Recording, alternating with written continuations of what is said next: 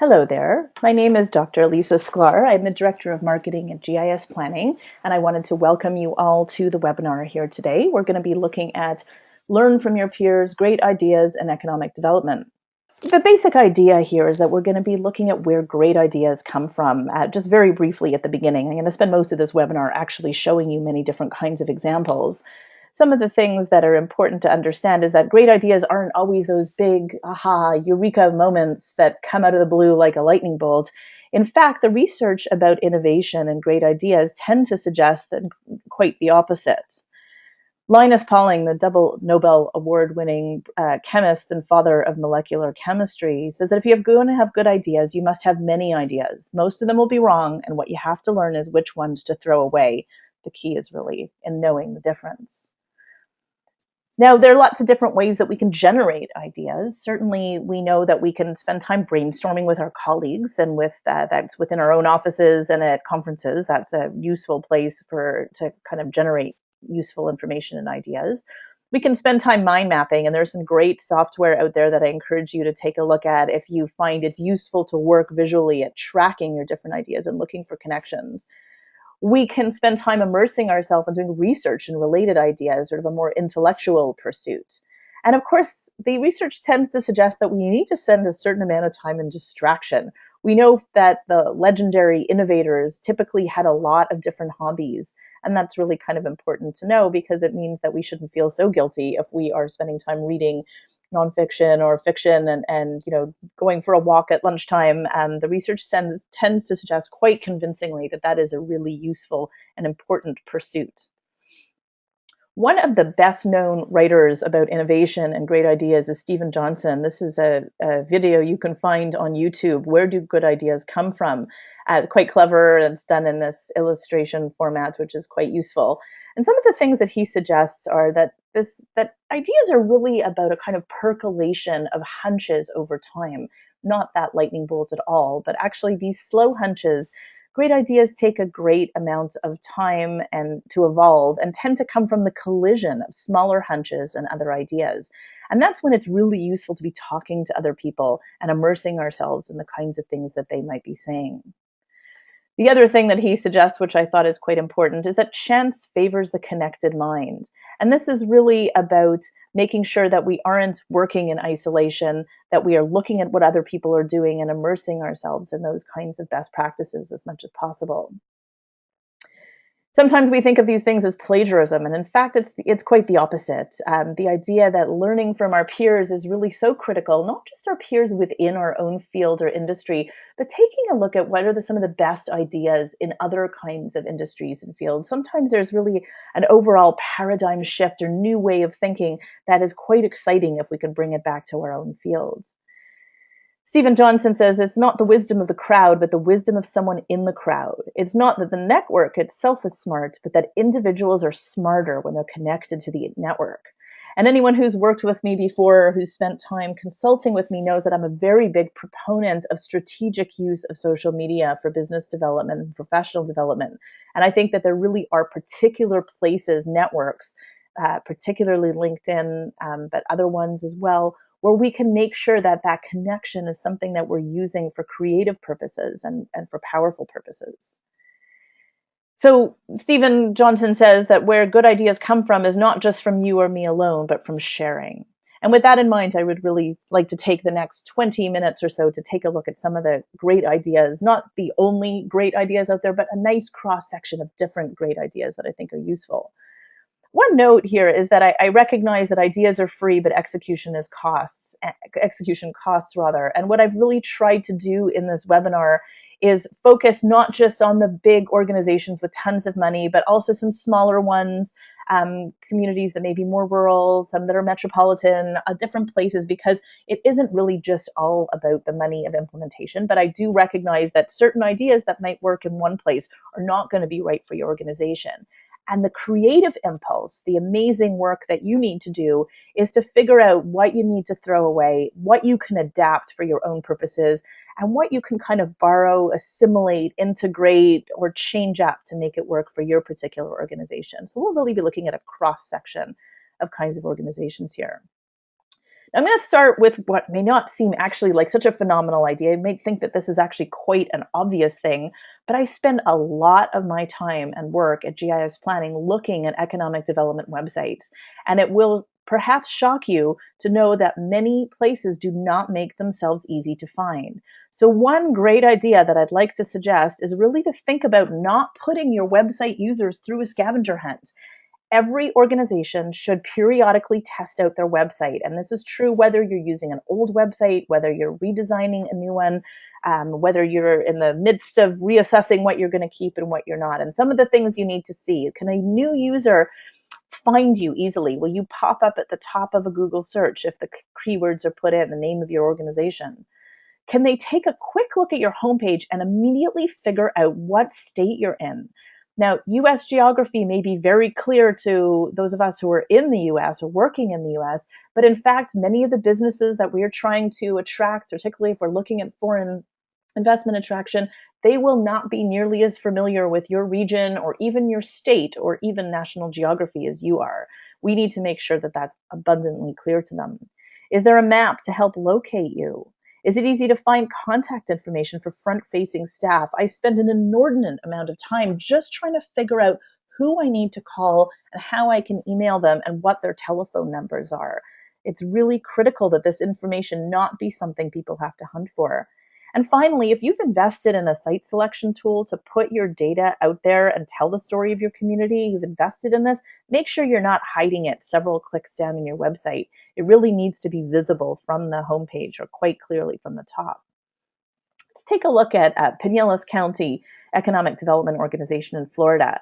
And I just did a quick Google search of them here, and you'll see that not only are they turning up at the top of the search results here, but they're also turning up with their Facebook page lower down, and they're also turning up with their LinkedIn page. So these are three really important tools for getting out the word about their community. But moreover, you'll look at this page and you'll see that their mapping information is available here, that photos are available, phone numbers, address, directions. All of this information is clearly and instantly available on their website. And again, this is a relatively simple website, but they've got some really excellent practices in place. First of all, we can tell people immediately where Pinellas County is. It's in the state of Florida. I didn't actually know that before I met the good people in Pinellas. So we want to make sure no one has to guess where they are. We want to make sure that we have their address, again, quickly and easily visible. There's a third place where they can do that up on the Contact Us screen as well. We've got a little map over here that you can see. So for those of us, people who may not be that familiar with geography, it's immediately obvious where they're located. And finally, their site selection tool is clearly and easily visible right at the top. Think about what users want when they come to your website. They want to know information about your community, your demographics, your workforce, your business information, sites and properties that are available. Take a quick look over at their Facebook page, which you can see has quite a lot of likes, 845, which is quite respectable. They're using it as a tool for community engagement. And you can see just by a quick look at here that they've got a number of posts and updates from the past week, which means that they're really making use of it. Now, over on their LinkedIn page, which is one of the things that we saw on the search results, you can see that they've got not only the homepage, which many of you may be familiar with, and if your organization does not have a LinkedIn community profile page, you must build one. This is really a critical place to put your information. LinkedIn is where businesses and site selectors work. We want to fish where the fish are. It's really critical that you see the search. Pinellas has gone one better here because they're also listing the tools that they've built and invested in on the services tab of their organizational profile page. And you can see that their commercial real estate database is over there. In fact, that was me recommending them because I was so delighted to see that they've put it up there. The next step that I would suggest, or next kind of idea that we can look at, is investing in information that you can share. Telling the story of your organization. And in this case, the idea that I'm looking at comes from the Greater Halifax Partnership, which is in Nova Scotia, Canada. And this is a project that they put together called the Halifax Index. This actually won an award at IEDC this past year in 2013. And they call it quickly an economic gut check with insights for action. What they're basically doing here is benchmarking the city's progress against 5 other similar sized cities across Canada And they're trying to give a view not only at what Halifax is doing well, but places, opportunities, and challenges, really kind of a critical look at the city so that they can make important decisions, actionable intelligence that they can use going forward.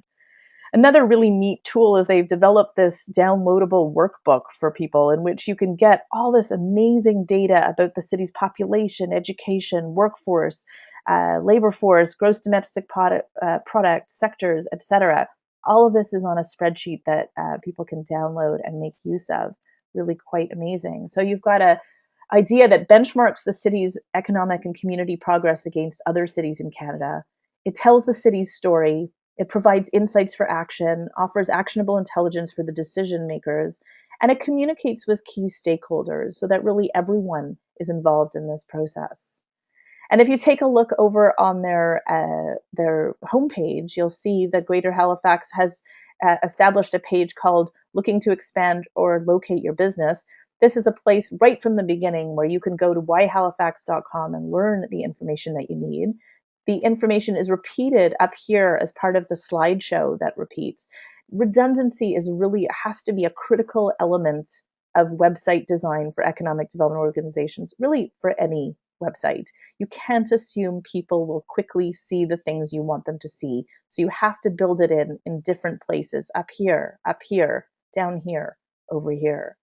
Another nice thing about it is that they've produced all of this data. They've invested in this Halifax index, and they're using it on their website. They're providing that information in ways that will be particular use to their end users. Now, I know from speaking to many in economic development that one of the common not criticisms or questions or issues that comes up is ways in which you can prove the value of your organization to nurturing and stimulating your existing community, business community, and not just being about job creation and attracting new investment. We know that your existing businesses, your small and medium-sized businesses, are the lifeblood of your economy. And in fact, the research shows that most of the growth, job creation growth, is going to come from them. So let's take a look at some of the things that we can do to integrate both prospecting and business retention strategies. And we know that some of the things that both the existing businesses and the prospects have in common is a need for information, for fresh data, and actionable intelligence. So basically what we've got is a way to put all the information up front in an online interactive format by putting zoning, facilities management, utilities, taxes, etc. Running a business. This is really a welcome kit for investment attraction, and it offers opportunities for engagement as a member. And what I'm describing here is the business resource guide of Elk Grove Village in Illinois. Elk Grove Village, as many of you may know, is the largest business and industrial park in the United States, quite possibly the largest one in North America. It's right near O'Hare Airport near Chicago. And we know that they've really put a lot of work into making the most of the particular communities, organizations, industries, and businesses that are part of this business hub so that they can connect with each other and provide information. This is really quite critical. You know that they can have an entire supply chain within one single industrial park, and that's really quite remarkable, both for the businesses that are involved and the larger community. It creates these very exciting synergies. So on this business resource directory page, you'll see that there's clear tabs both for current businesses, for businesses that are looking to move, and for real estate professionals that need to know more about the sites and buildings that are available. And we have really this kind of exciting opportunity for interaction, but also you're putting all the information about the facilities management and the incentives and the demographics and the workforce and everything is there really in one place. Because it is a member site, there's really that opportunity for engagement is very clear value in having something that is so detailed and well researched. And it also, of course, forefronts their commercial sites and buildings application so that we know that all the data that is contained therein will be available to the people who are using this site. Now, if we take another look at ways in which you can help local businesses, we can take a closer look at the Greater Oklahoma City Chamber. And over here on their website, you'll see on their tab, they've got a tab for existing businesses. There's all sorts of information that is available. There's clear contact information here on the bottom. We could take a look at different information on the map so that it's quite clear where that is. There's social sharing, of course, at the same time. And what they've done is they've taken on this local business intelligence tool, a Size Up LBI tool. So they've provided the local small and medium-sized businesses with the critical data that they need to be able to succeed. And this is really important because the bigger businesses are able to pay for consultants to offer them that data. But the small and medium sized businesses, the ones who potentially need it the most because they're a little bit more vulnerable in terms of the things that can make their success or failure, they often don't have anywhere to go. Providing this information for their local businesses really gives them a leg up. So some of the things they can do is a business and industry analysis. They can compare to themselves to competitors, do some benchmarking. There's advertising analysis. So there's literally a place to find the best places to target your next advertising campaign. And it could be broken down, at the block level. There's competitive intelligence at the bottom again. So this is really about benchmarking and demographic analysis, which is critical both for workforce sourcing, but also for looking for the markets that you want to be able to attract. Now, with competitive intelligence, just to take a step back, this is really a place where you can take a look at on visual interactive maps, your competitors, your customers, and your suppliers. So it helps these smaller companies, medium-sized companies as well, to integrate their efforts in the most efficient way possible. And this kind of gives them that ability to not be making critical decisions that will affect their success or failure in the dark. They now have it kind of levels the playing field, as it were. Really well done. So the next kind of set of ideas is showing off what you've got. Don't be shy, show off what you've got. And that's really quite critical if you're investing in something, you want to make sure that it's there. So the city of Maricopa in Arizona, they have won an award also at IEDC this year for website design. And I like this website particularly because it is so clear and clean. And often with websites, we think about what we want to communicate instead of thinking about what do our users want to know. In this case, they've done a really nice job at making sure that what their users want is there. The site selection tool is forefronted, very clear. It's quite obvious where it is. There's information about initiating a project. So there's an interactive dimension to the website as well that is quite useful. People can look for incentives. They can get information about data and maps. So all of that information is there. And the thing that they've done that I quite like also is to forefront their blog instead of burying it way down in the website, because that means that they have a constant stream of fresh content that is put out there for people to use. This is useful not just for SEO purposes, but for getting people to come back from time to time. They give them a little teaser at the front so people can engage with that content. And that what the website does really well is it prioritizes information according to what users want. This is really very useful.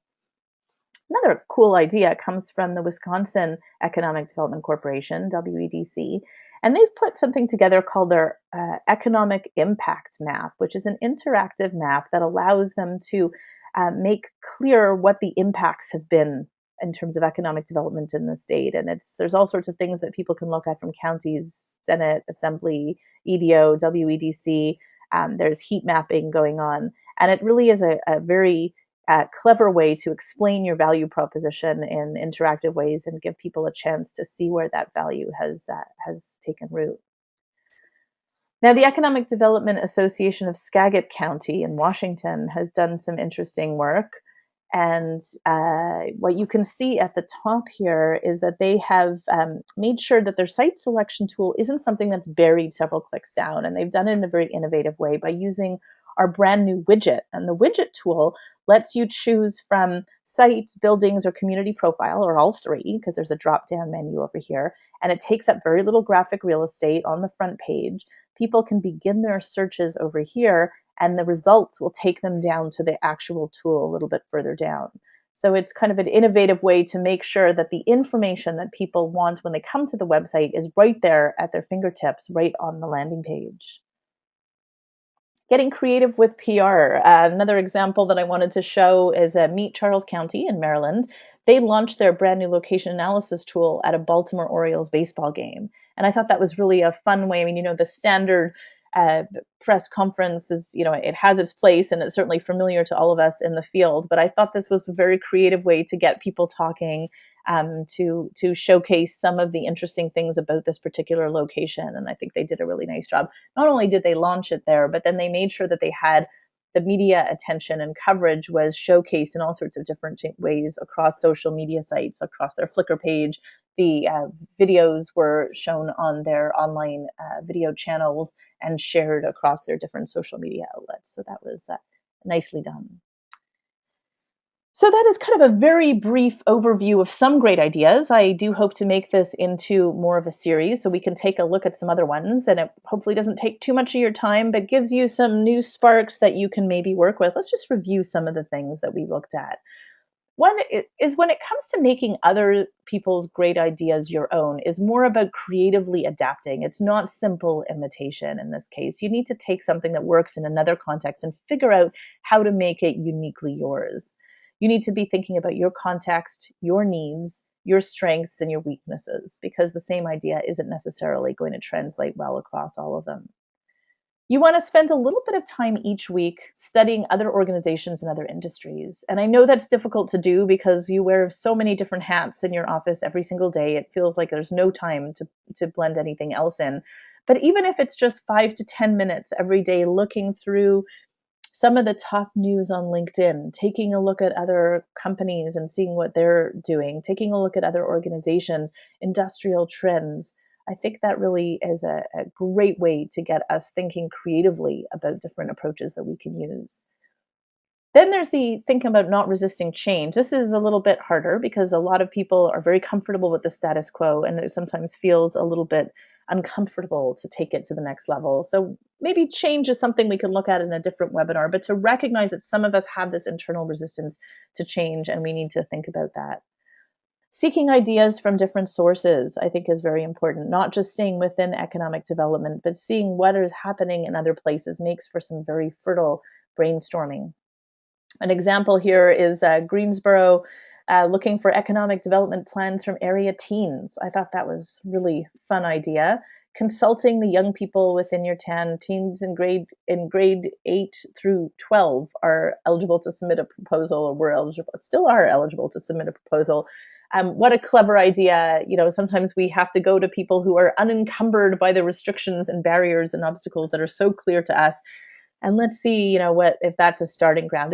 It's also a great opportunity, quite frankly, for community engagement, to get people talking about what economic development is.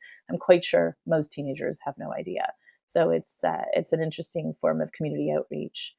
Respect the process. Not all your ideas are going to be great, and we need to go through a lot of bad ideas to get to a few good ideas, and I think that's okay. We just need to understand that. I would love to hear your ideas, and I challenge all of you to tweet me at GIS Planning with the hashtag Great Ideas. If you have a website you'd like me to take a look at, if you would like to share a posting online, new development of some form, a project that you're doing, please feel free also to email me at asklar@gisplanning.com. Again, I hope to do this kind of webinar again in the future, and I would love to be able to include your great ideas along with the rest of them. Now let's see if we have any questions from anyone, any of our attendees. Would anyone like to share any of the questions that you have? I do have one person who's asked about rural small town solutions. And I know that in the cases of rural organizations where budgets might be an issue, we need to be able to scale our expectations accordingly. But I think some of the things that we took a look at are really scalable in different ways. So you don't have to be a huge organization in terms of bricks and mortar size, but really think about some of the fun things that you can do, or adapt from other organizations, and take it from there. Any other questions? Here we've got one. What are some areas of economic development you see rural areas capitalizing on when they reinvent? That's a really interesting question. I know that one of the things that I see as a trend that I think really is quite useful for rural areas or smaller areas is kind of regional collaboration.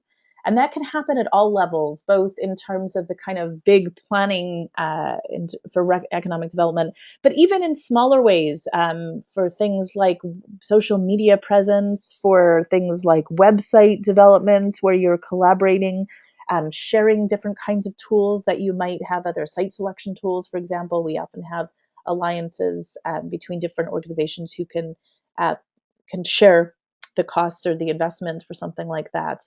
And that's something that I really would like to see happen more in the future, so that rural areas are able to make the most of what they've actually got, taking into account the budgets they might actually have at the same time. The other thing is that sometimes rural areas feel that they have to compete with urban areas, and that's certainly true sometimes for some of the businesses. But there's a lot of things that, obviously, in terms of quality of life and other types of resources, that I think are really important to play up. And I'm sure that many of you are already doing that quite well. Do we have any other questions? Okay.